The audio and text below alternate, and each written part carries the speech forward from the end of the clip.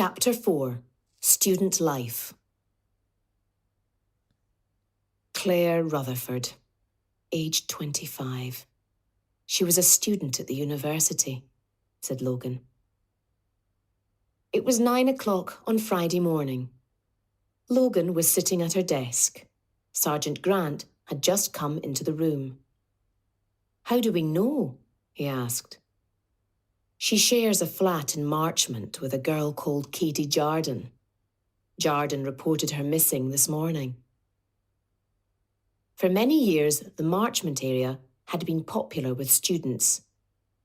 A number of the university buildings were just a short walk away across an area of parkland called the Meadows. 25 is quite old for a student, said Grant. Research student, explained Logan. She finished her degree course a couple of years ago and stayed on to do some research. She's in the computer science department. Well, she was. What about Jardine? Asked Grant. Also a research student, replied Logan. Apparently, Rutherford was going to a concert at the Usher Hall on Tuesday night. Jardine is from Glasgow and was staying at her parents' place in Glasgow that night. It was her father's birthday. She came back on Wednesday afternoon, and when Rutherford hadn't appeared by late Thursday evening, she called the police. Are we sure it's Rutherford? Asked Grant.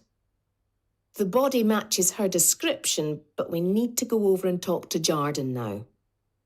Get someone to call the university, or perhaps better still, the computer science department, and find out what they can. Rutherford's home address, a photograph if they have one, who directed her research, who her friends were. Tell them we think she's missing, but don't say we think she's dead. Not yet. Not until we're absolutely certain it's her. I'll meet you in the car park in 5 minutes.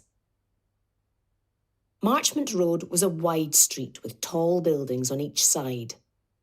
The flat that Claire Rutherford and Katie Jardine shared was a light and airy second-floor apartment. The living room contained a sofa, a couple of armchairs and a TV. But as the flat was always rented out to students, the furniture was neither expensive nor tasteful. When I got back on Wednesday afternoon and she wasn't here, I didn't think anything of it, Katie Jardine was saying. She was short, with rather wild, dark hair. She wore blue jeans and a red sweater. Jardine continued. But when she didn't come back on Wednesday night, I got worried. I mean, we always told each other if we were going to be away for the night. She would at least have left a note, I'm sure she would. Have you been in touch with any of her friends? Asked Logan. Yes, said Jardine. Everyone I could think of. No one saw her at the university on Wednesday or Thursday. Boyfriends? Asked Grant. No. Jardine shook her head and smiled at Grant. I mean, it's not as if guys aren't interested in her. She's very popular. But, well, she always says she doesn't want to get tied down in a relationship. Not yet, anyway. She's from New Zealand.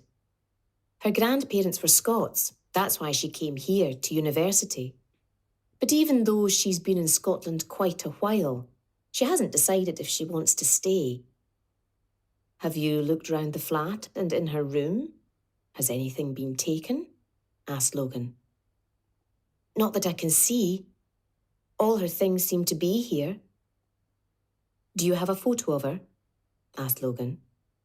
No, said Jardine. I don't. But there are quite a few photos in her room. There might be one of her there. Does she ever wear a pink t-shirt and a dark blue skirt? Jardine's hand went up to her mouth. Yes, sometimes, she said, almost in a whisper. And as she spoke, a tear started down her cheek.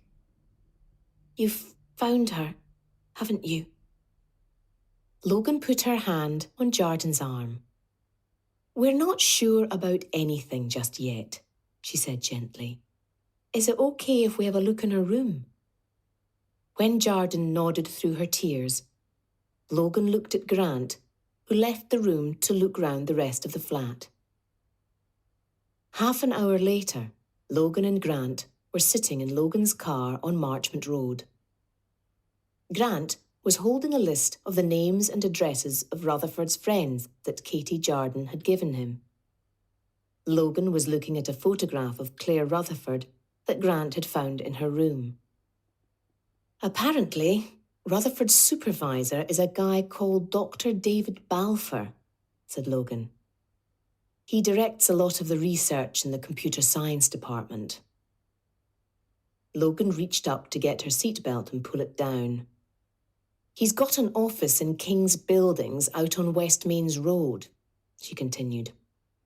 "I suggest we go and see him. We're going to need someone to look at the body and tell us for certain that it's Claire Rutherford. We can't really ask Katie Jarden, can we?"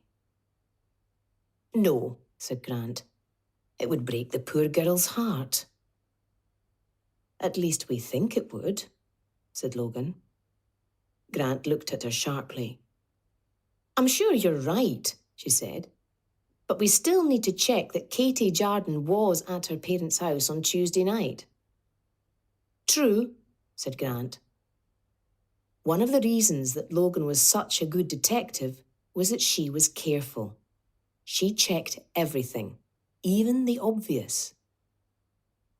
Logan looked at the photograph again for a moment and said, "Perhaps we should think about giving this photo to the newspapers and television and asking for help from the public. We've very little information so far. We don't know where she met her killer, where she was killed, or why." Grant looked at Logan. She was staring out of the car window, watching two boys kicking a football along the pavement. She had a good relationship with journalists. Well, with one journalist, really. It was a relationship that had been helpful in the past. Logan smiled at Grant and then started the car. "Okay, let's go and see Dr. Balfour. While we're getting there, use your phone. Get someone to go to the Usher Hall to find out about the concert on Tuesday evening. See if they can find out where Rutherford was sitting and who was sitting near her. Maybe she met someone at the concert." Grant took his phone out of his pocket and Logan headed the car south along Marchmont Road.